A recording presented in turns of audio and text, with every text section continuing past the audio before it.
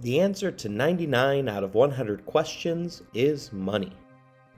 The pursuit of money consumes the largest portion of our lives as we enter the workforce around the age of 18 and anticipate work's end to come when we hit 65. An American man currently has a life expectancy of 76, meaning that we work for 47 years of our life in order to enjoy the 29 years that we have off. Of course, for a number of those years, perhaps on both ends, we have trouble wiping our own butts. This means that we allow the pursuit of money to eat up the best years of our lives. The Egyptians didn't have the old adage that you can't take it with you when you go, and thus hoarded their money within their tombs, as they believed that they could use it to buy happiness within the afterlife. Hence, so many of their tombs were broken into, as robbers searched for a shortcut from the past towards securing their own future. Money guides most historical turning points. The US rebelled against King George III in large part because of the economic system at the time, as mercantilism never offered the colonies a pathway to self-sufficiency. In simpler terms, the Founding Fathers were sick of living in their parents' basement.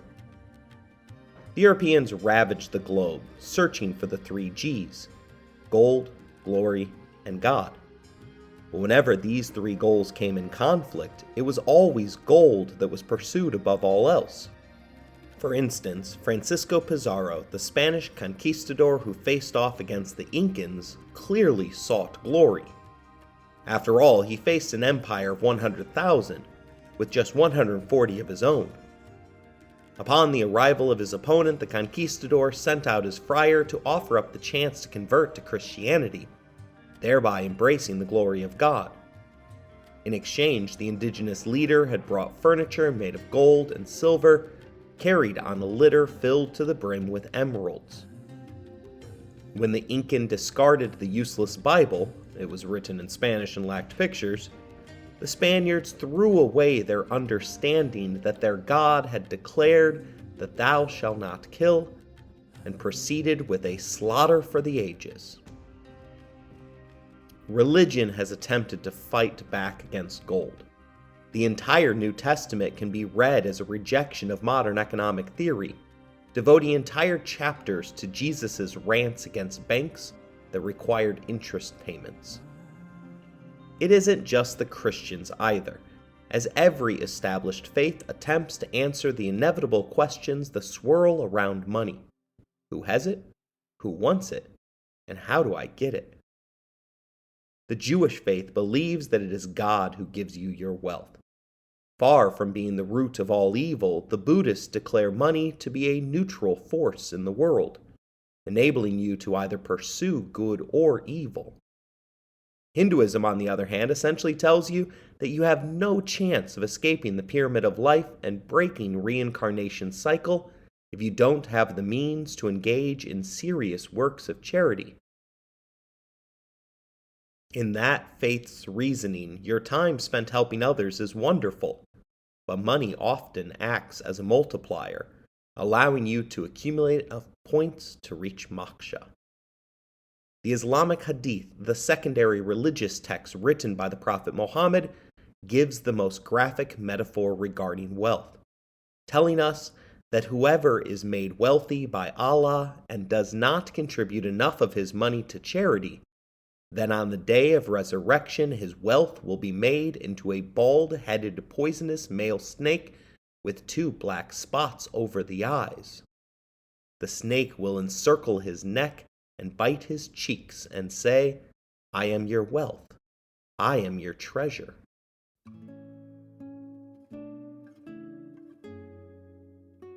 For all of the importance we place upon it, however, wealth is merely a societal construct. The money that we have in our bank accounts are merely imaginary numbers on a ledger within a supercomputer. Of course, this doesn't stop the Catholic Church from maintaining vast stores of treasures, despite the fact that it teaches its followers that the poor on earth are the rich in heaven.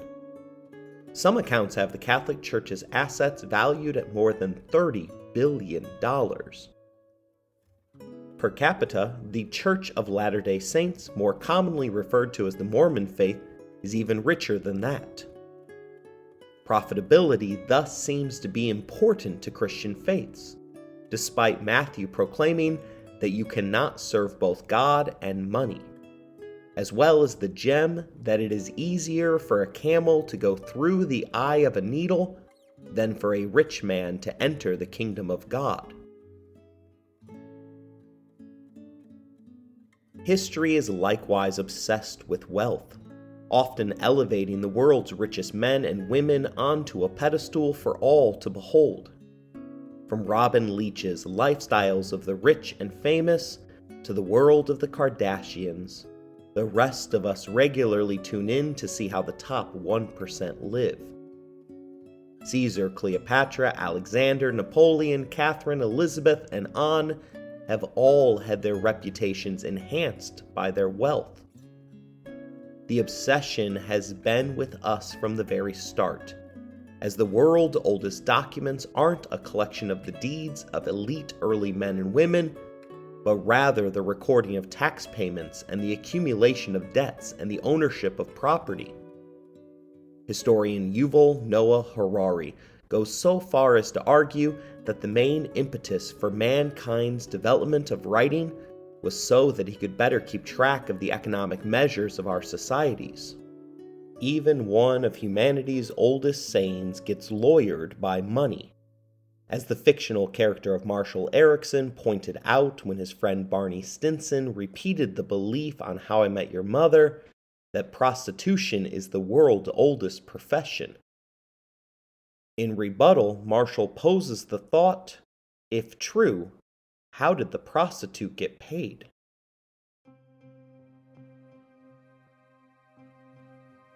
This obsession with wealth is despite everyone knowing that money can't buy you happiness, despite the fact that it can buy you a jet ski, which in turn probably would make you happy. Psychology today reveals that the old adage isn't quite right, as money can buy you happiness, but only up to a certain point. Surprisingly, that point is reached at $75,000, a salary that will buy your way into the lower portions of the American middle class. It is also the amount of money that will allow you to purchase daily necessities without penny pinching. After that point, however, it eats into one's time to pursue tasks that make us happy. You may be able to afford the jet ski, but do you have enough vacation days stored up to go and enjoy it? Marketers will of course answer that question in affirmation, but they only make money if you spend your money, creating a dangerous, never-ending zero-sum game. It is in itself a part of a larger game being played by capitalists across the globe. The vast majority of the world's economies combine some form of capitalism with socialist elements, meaning that money is taken from wealthier citizens in order to redistribute it to the poorer among us.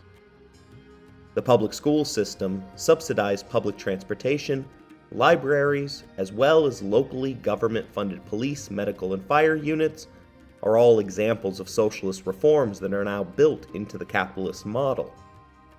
My own thoughts regarding capitalism can be summed up via a distortion of a Winston Churchill quote about government, as I believe that capitalism is the worst form of economics, except for all the others. It is an economic model that separates us into winners and losers within the economic marketplace. Think of it as a game of chutes and ladders, but note that not everyone begins the game at the same starting point. Someone who begins on Space 72 is still susceptible to sliding all the way down to the beginning of the board. Think about what Elon Musk has done since acquiring Twitter, one of the most recognizable brands of the modern tech age. He bought the company for $44 billion, and in less than a year has reduced its worth to less than a third of what he paid for. He has driven away users, changed the name from a beloved cartoon bird to an X, which makes it look like I now have an app on my phone that would be unsuitable for youth. Amazingly, Elon was so close to the top of the capitalist board that his mistakes haven't yet sent him anywhere near the poorhouse. His gigantic ladder to the top of the board came from creating PayPal, whose technology has fueled the modern international banking system. I could be wealthier. Of course, spending all of my time podcasting likely hinders my accumulation of wealth. I could choose to work during the summers that I have off from teaching. I could pick up more hours, volunteer to coach more teams. Doing so would elevate me, but not enough to make a major difference in my life, merely moving me one further space on the board. And that is what leads to the modern-day critique of American-styled capitalism, namely that the ladders and slides are no longer evenly distributed. Sorting out winners and losers is fine, but we have to have an equal chance at becoming a winner. College has long been seen as the gateway to the American dream. Anybody who works hard enough can achieve the degree that will set them on the path to success. Yet college now costs so much that individuals on the lower third of the board often can't even afford to attend. If they use public or private assistance, they become saddled with debt that is nearly impossible to pay off. Anchors that prevent the player from ever reaching their full potential. On the other end of the spectrum are legacy admissions, trust funds, as well as a who-you-know society. These serve as backstops for those who have attended the most exclusive and expensive schools, preventing the ultra-wealthy from sliding too far down the board. Capitalism thus appears broken to the individuals that understand all of this, as inequality becomes locked in, and the American dream transforms into a nightmare of castes.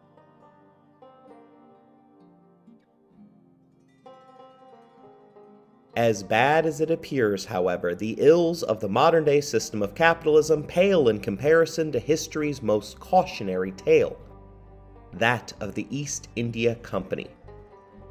This company, one of the first joint stock ventures in history, had a private army that was twice the size of England's own. It governed colonial India from an office space just 5 windows wide.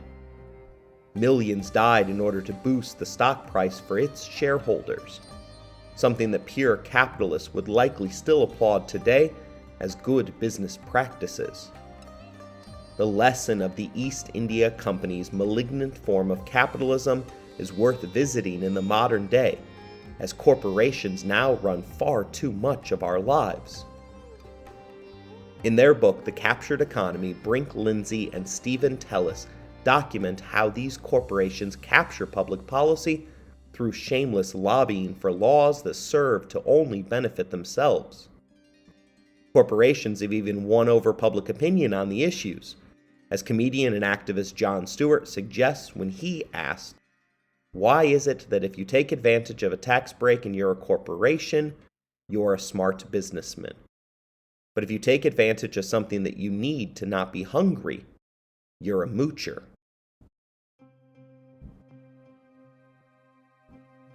Yanis Varoufakis, the former finance minister of Greece, connects the modern concerns to the past, stating that the East India Company was no aberration, though.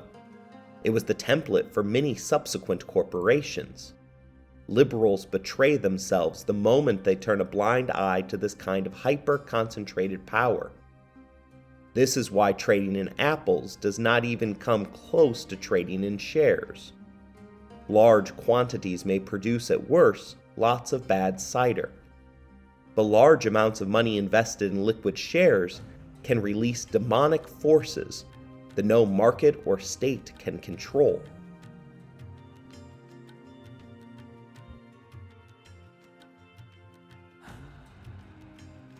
You're listening to Empires, Anarchy, and Other Notable Moments, a podcast designed for deep dives that assist in the teaching of history.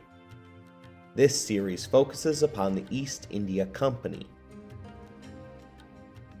Episode number 1, The Short History of Money.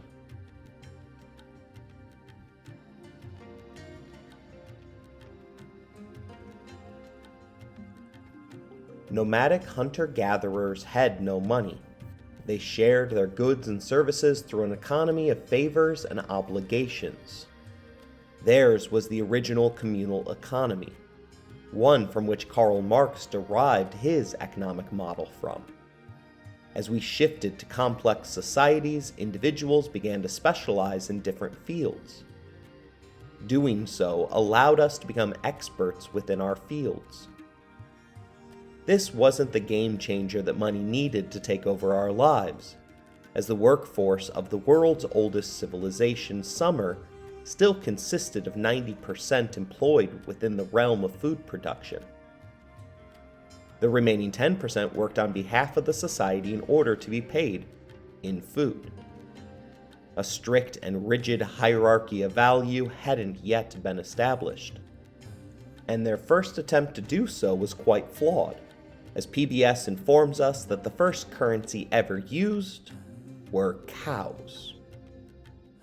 Cattle, to be more specific, as sheep, goats, camels, and other livestock were all exchanged at different rates of value. Story archaeology breaks down the complex system that Ireland used around 1400 BC, telling us that cattle could be exchanged to a value in set jewels, ounce, usually of silver, or kumal, a female slave. Interestingly, that culture never used the measure and weight of a mug, or male slave, suggesting that the ancient Irish already saw infinite value in those who could produce. In each early civilization, the government took in the produce as tax revenue, but didn't keep it entirely to themselves. In fact, fast forward a few thousand years and realize that balancing the books in the ancient world had become the main determining factor if someone was a capable leader or not. Such was the case with Egyptian Queen Cleopatra, a woman who was able to successfully seduce the two most powerful men of her age. Of course, simplifying her power down to sex does little to tell her complete story. In truth, it was Egypt's ability to produce money that made her so attractive to Julius Caesar and Mark Antony. Their Rome was a dream that was in a state of constant expansion, as it sought to prove to the world that only an empire could create wealth. Cleopatra, on the other hand, according to historian Stacy Skiff, believed that money was able to buy empires. Egypt was blessed by the Nile, which provided such fertile ground that one could literally toss seeds along its banks and expect to have a ripe harvest by the next season. Her nation's unique ability to fund the wars of Rome's expansion were behind the economic and political rise of prominent Romans.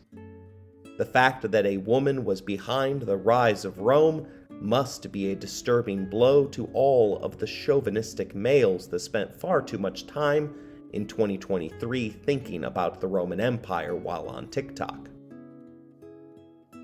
The key to Cleopatra's staying power was that she convinced the world that no other leader, including any Roman, could extract the same amount of wealth from her people as she could. This resulted in the two most powerful Romans choosing to work with her rather than against her. Money simplified relations between nations as well as the everyday folk.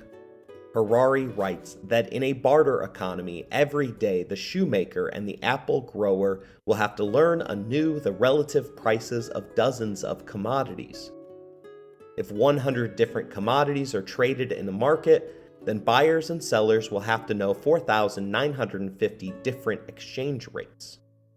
And if 1,000 different commodities are traded, buyers and sellers must juggle 499,500 different exchange rates. Money drills through all of this and creates a numerical value system, something that everyone on the planet can understand, as math is the only universal language among Earth's people. But what is money? And more importantly, why is it valuable?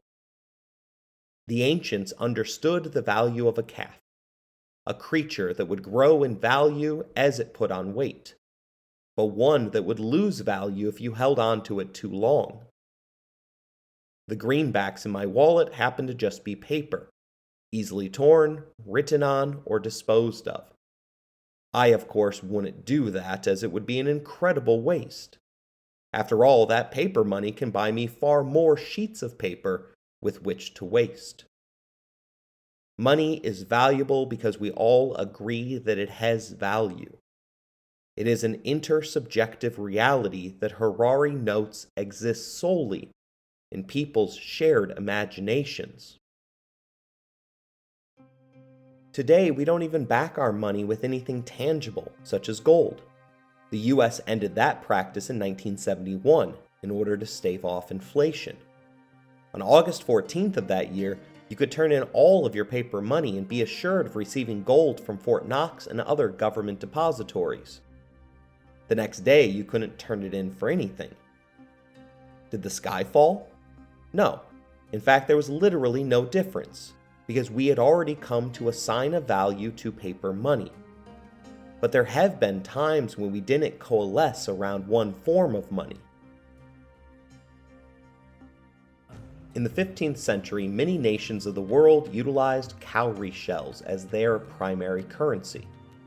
In fact, the symbol for money in the ancient Chinese script is itself a depiction of a cowrie shell. The civilizations that inhabited West Africa were among the nations using the naturally produced currency, utilizing shells as well as copper, iron, and bright cloth. The area, home to the Gold Coast, fully understood the value of gold, but the material was only valuable to them because other nations placed value upon it.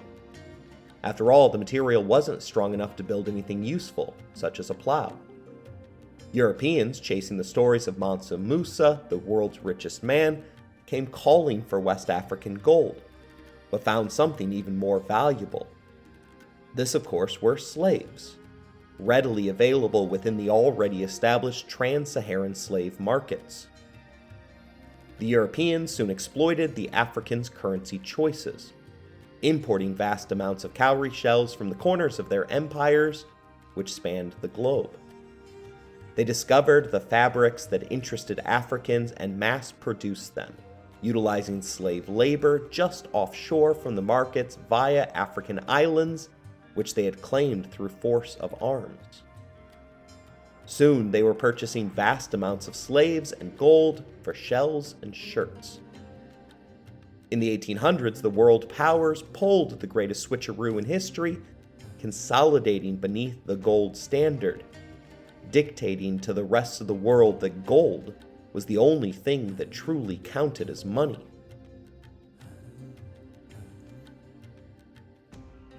The Americans and Europeans had spent the previous 3 decades hoarding the substance. Africa had spent just as long sending it away from its shores for what now amounted to trinkets. Cloth and shells had been dumped upon the African markets, devaluing those currencies. As time went on, the bright cloth lost its color and therefore its value. Africa was left with currency that suddenly everyone agreed no longer had value. It was as though the cool kids got together in the middle of the game and changed the rules to their favor.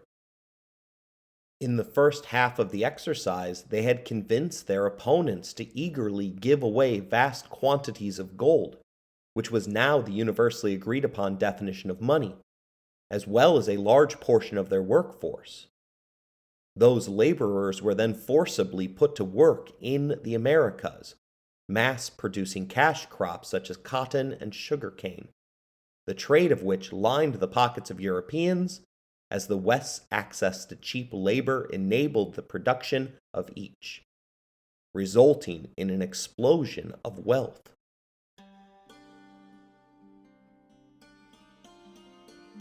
Economies have only grown more complex. Harari notes that even today, coins and banknotes are a rare form of money. The sum total of money in the world is about 60 trillion. Yet the sum total of coins and banknotes is less than 6 trillion. More than 90% of all money, more than 50 trillion appearing in our accounts, exists only on a computer screen. If everyone today were to go to their bank and withdraw their money, they would be met with the largest banking collapse in global history, as no institution in the world holds on to the money that you give them. Instead, they loan it out in exchange for interest, something that the Catholic Church for a few centuries outlawed due to its teachings regarding the sins of usury. Rather than end the practice, it monopolized banks among the Jewish citizens of Europe, resulting in some of the harshest stereotypes to have ever attached themselves to the Jewish people, namely that they are almost all rich and greedy.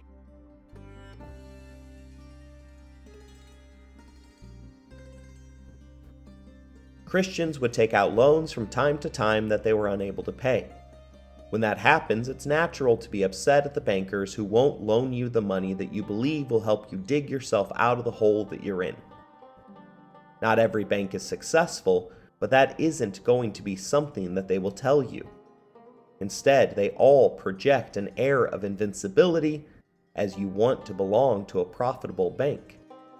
These banks are utilizing money for the sole purpose of making money. And that's okay. After all, the more money that they make, the more buffer they have against external negative shocks. In reality, the vast majority of banks are teetering on the brink of ruin at any given moment, as banks are allowed to lend $10 for every dollar they actually possess, which means that 90% of all the money in our bank accounts is not covered by actual coins and notes. The image of confidence put on by the lenders falls afoul of American entertainer Will Rogers' thoughts when he proclaimed that too many people spend money they haven't earned, to buy things they don't want, to impress people that they don't like. These needs seem to spiral ever larger with each passing year. Yet Harari goes on to note that for most of history the economy stayed much the same size. Yes, global production increased, but this was due mostly to demographic expansion and the settlement of new lands. Per capita production remained static, but that all changed in the modern age. In 1500, global production of goods and services was equal to about 250 billion. Today it hovers around 60 trillion. Growth is the singular focus guiding the hands that steer the economies of the world. Again, that isn't necessarily a bad thing. Without growth, economic gains have to come from someone else's piece of the pie. But if the pie continually gets larger, one can take and consume more without feeling as though they are harming somebody else. In other words, I can get wealthy without you getting poorer.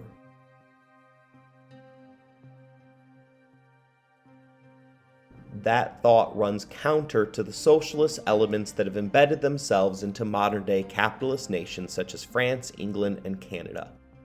In each of these systems, high taxes on the wealthy redistribute non-monetary gains for the rest of the population, such as relatively free universal health care. By taking that cost away from the lower and middle classes, those groups have more money to spend on other things they want.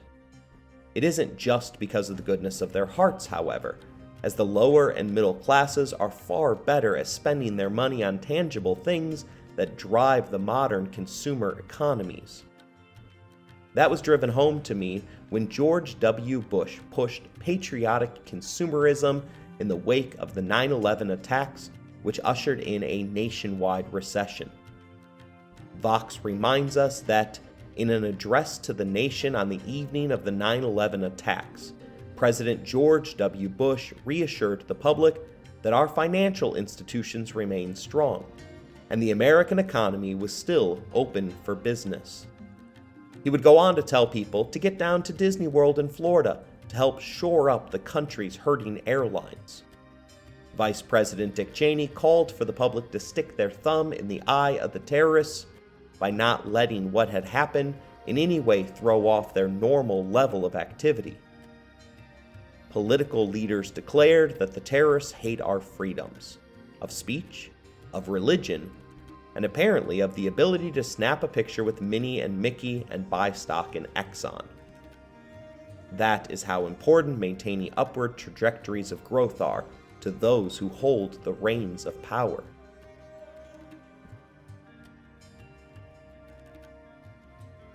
But growth isn't continuous, and the mass expansion of the economy has resulted in a number of large bubbles. Moments where goods receive inflated values of gigantic proportions before bursting. Bubbles can happen within real estate, banking, or even Beanie Babies. Joining the bubbles is a great way to enrich oneself, but the key is knowing when to jump out of the bubble towards safety. I missed both the rise and fall of the Beanie Bubble, but still found myself in possession of quite a bit of those cute critters upon marrying my wife, who confessed that she was sure at one point that her teenage Beanie Baby purchases would allow her to retire at least a decade or two early. Like a good investor, she kept them in mint condition, never even daring to give them a hug. She was too young to understand the collapse of the market, or the fact that there was a market at all. But when the bubble is the entire housing industry, the biggest financial gain is realized by the person who holds out the longest, meaning that the rewards come to those who wait until precisely the exact last moment before the burst happens. Thus, an entire industry has risen up around speculating about the fate of corporations.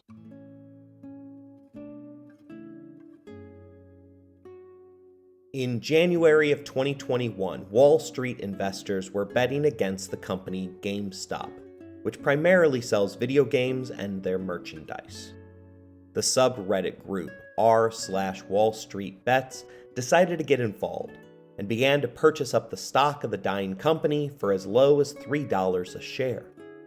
Investment firms initially saw the rise in stock prices all the way up to $19 and proceeded to short the stock, which is essentially a bet that the price would lower to the point that the company went out of business.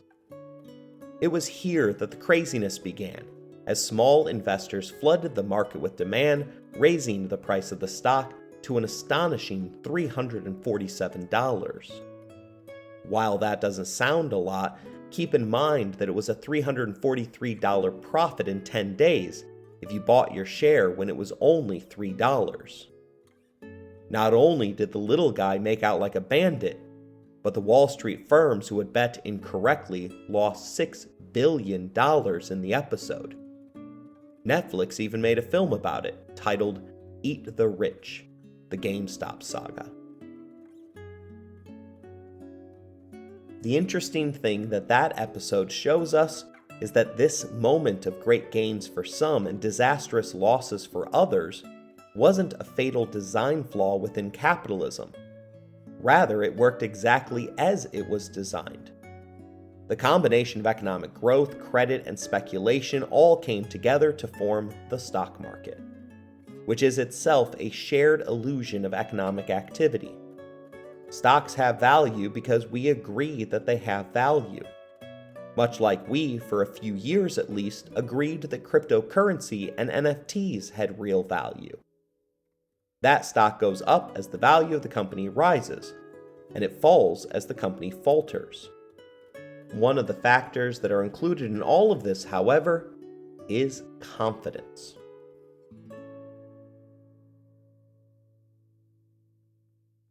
Joint stock companies began to form during the Age of Discovery, as European expeditions were far too expensive for anyone to individually afford. That is why Christopher Columbus begged multiple monarchs for the 3 ships needed to cross the Atlantic. It is also why Ferdinand Magellan, after being refused by the King of Portugal, had to turn to the King of Spain in order to fund his adventure around the world. Juan Sebastian Elcano finished that route, delivering more than 50 tons worth of spices to the throne of Spain. While Elcano got a shiny new coat of arms, a government pension, and a new house, the vast majority of the profits went to the King of Spain. Within a year, Elcano was dead, unable to enjoy the spoils of his historic voyage.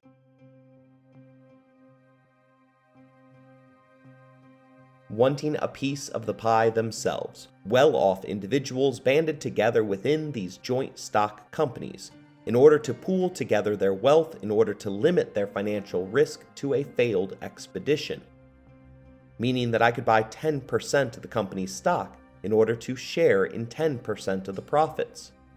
If a squall, cannibal attack, or mutiny resulted in a game over for the expedition, then at least you weren't on the hook for the entire price of it. Rather than backroom dealings and subreddits, this original outsourcing of money was quite public, as they were conducted in coffee houses, two of which stand out in particular.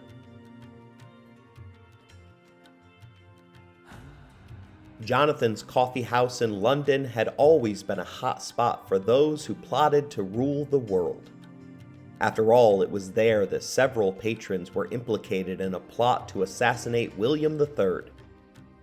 2 years later, in 1698, it was the scene of an economic global takeover, as John Castingley began to post the prices of stocks and commodities for sale. Today, the location continues to be home to the London Stock Exchange. Similarly, the New York Stock Exchange is built upon the land of Tontine Coffee House, where in 1792 a group of traders met to create rules and regulations to govern the selling and buying of stocks.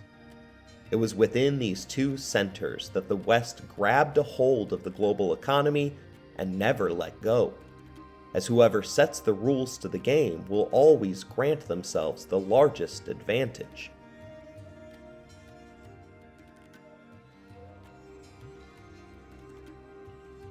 The two drugs have been intertwined ever since, with the Atlantic claiming that coffee is capitalism's favorite drug. There is proof of that, as journalist Michael Pollan notes that capitalism and caffeine are hand in hand. If you want any proof of that, just look at the institution of the coffee break. Your employer not only gives you a free drug at the workplace, but gives you a place and time in which to enjoy it twice a day in most places. Why would employers do that if it didn't offer them more benefit than cost? The skepticism is deserved, as capitalists are wired to expect some sort of economic benefit out of any and all actions. Interestingly, the coffee break went all the way up to the Supreme Court in the 1955 case of U.S. versus Grenetz. The website Easter describes this little-known case for us, detailing that Grenetz owned the Denver tie factory Los Wigwam Weavers, and after World War II, struggled to find staff up for the surprisingly arduous task of tie making. To encourage productivity, he introduced mandatory coffee breaks, so that workers would have the energy to make it through the shifts fully alert. One problem, though. Like bad bosses throughout history, Grenetz didn't want to pay his employees for the time he demanded they spend drinking coffee. Eventually, the U.S. Department of Labor became involved, with the court ultimately deciding in a rare win for the working person that employers had to cover coffee breaks, since the business was positively affected by employees being jacked up on caffeine.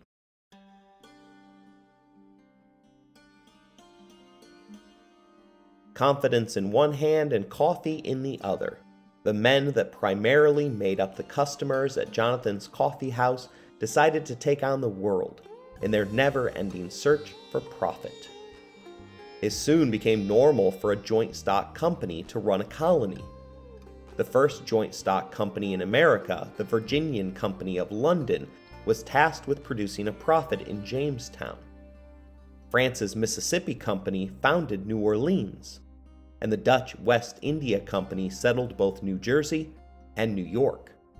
In each instance, the company was empowered to recruit armies, establish political institutions, and set taxes. But above all, they were to deliver a profit to their shareholders sitting back at Jonathan's coffee house, sipping their morning latte. How that profit came about didn't matter to them, as the only skin that they had in the game was financial. If millions of people in some far-off land starved to death so that the stock rose half a point, then so be it.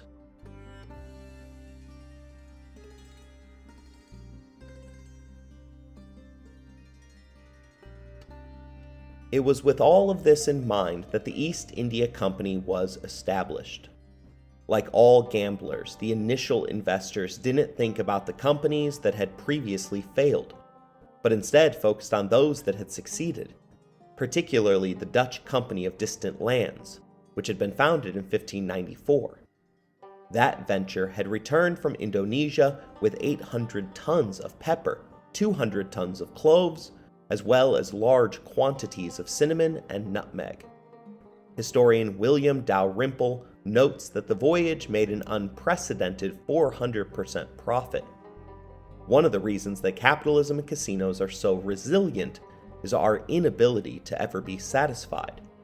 Those that lose want to get back up on their feet in the hope that the next time it would be different. And those that have won big will continue to come back chasing their previous success. Greedy to hit the jackpot again, the Dutch turned to England in order to buy up more ships and supplies to fund the next journey.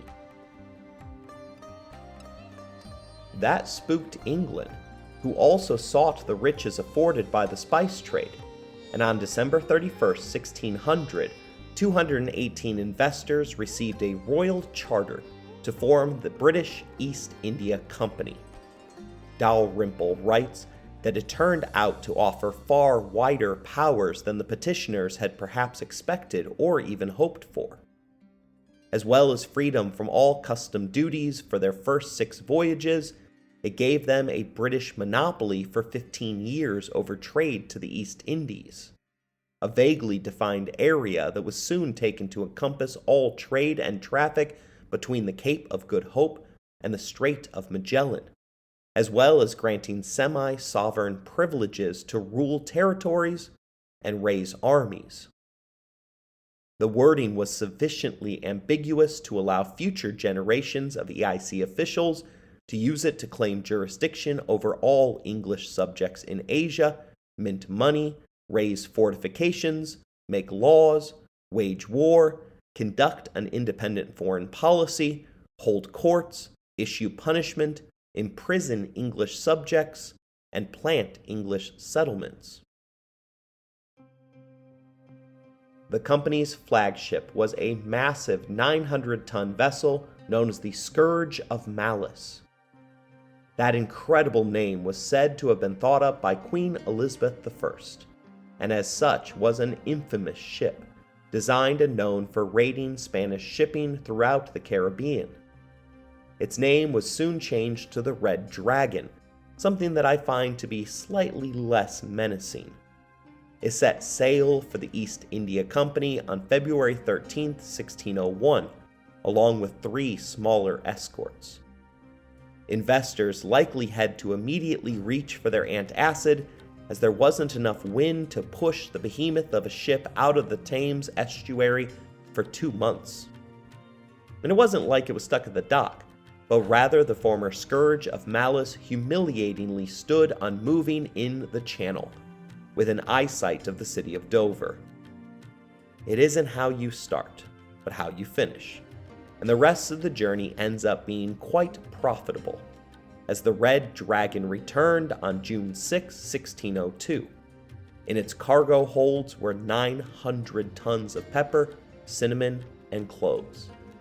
The take turned into a 300% profit for the shareholders that had banded together to form the company.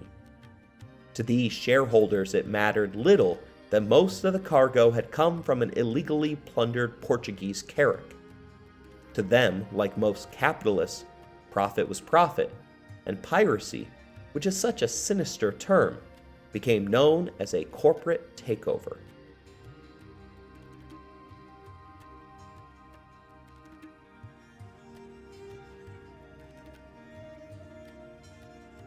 "15 more voyages were successfully made over the next 15 years. Yet still the company, and subsequently England, remained far behind the Dutch, whose deep government pockets were funding far more excursions into Asia. Part of the problem was that English investors saw the cheap land of the New World as a far safer investment that provided a more lucrative return. Thus, the EIC raised £68,373, as opposed to the $550,000 that were used to fund the Dutch excursions.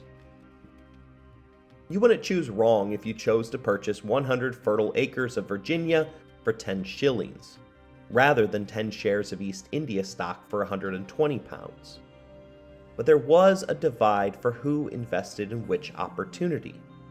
Interestingly enough, it was the nobility, the gentlemen of England, who decided to make their fortunes by investing in American land, which left the EIC selling its shares to former residents of Newgate Prison, as well as the Bedlam Lunatic Asylum.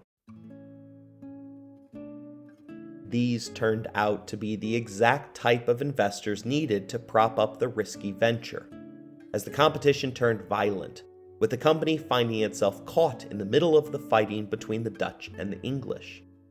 Again, the Dutch were the ones who got the better of the situation, forcing the EIC to initially turn away from the spice trade altogether. The defining moment was the Amboina Massacre, captured in 2 wood cuttings and a dozen pamphlets published under the title A True Relation of the Unjust, Cruel, and Barbarous Proceedings Against the English.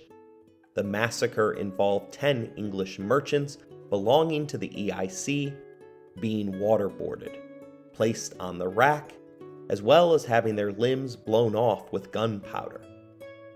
Eventually, the 10 merchants and 11 others were burned alive by the Dutch East India Company. Still, a joint stock corporation can't just dissolve due to a setback.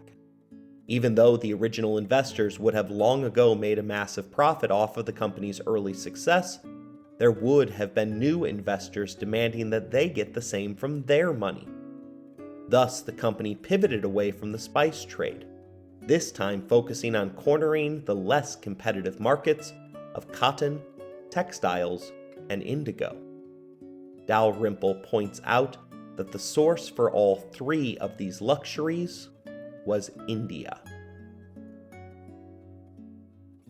We'll examine their landing and conquering of the subcontinent by the East India Company in our next episode.